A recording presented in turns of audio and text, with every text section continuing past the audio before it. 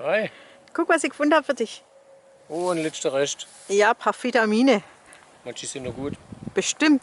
Die sind jetzt voll reif. An der Les war es noch nicht. Ja, kein Schneiliger.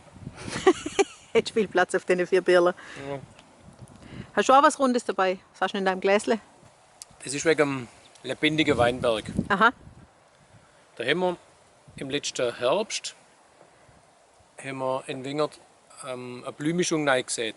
Stimmt. Und daher sieht man es auch. Die sind nämlich mehrjährig. Ja. Die gibt es von der Genossenschaft. Und zwar ist das so, da kann man ein bisschen gucken. Allerlei Samen. Verschiedene, ja. Das sind 13 verschiedene Blühpflanzen. Hauptsächlich Wicke. Ich habe einen Spickzettel dabei. Aha, gut. Ja, weil das haben wir auch nicht. 13, das war es ja. Inkarnatklee, Wintererbsen, Wicke und Buchweizen. Das ist so der größte Anteil von den Blühmischungen. Und dann sind da noch, ja, ich sage ja 13 verschiedene Blühpflanzen. Die können wir da in jede zweite Zeile reinsehen. Aha. Gut für den lebendigen Weinberg, für alles, was da kreucht und fleucht in den Winger drin.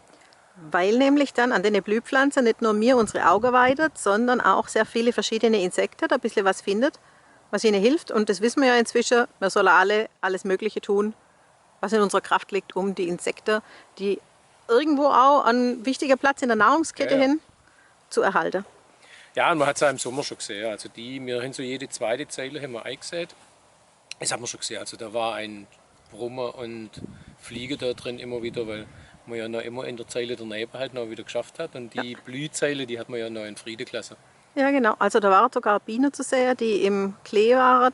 Manchmal wundert man sich und denkt, wo kommen jetzt die Bienen her? Aber Die Zuchtbienen irgendwo oder die von der Imker gehalten worden sind. Und es gibt ja natürlich auch noch Wildbienen, also die sind ja auch unterwegs. richtig.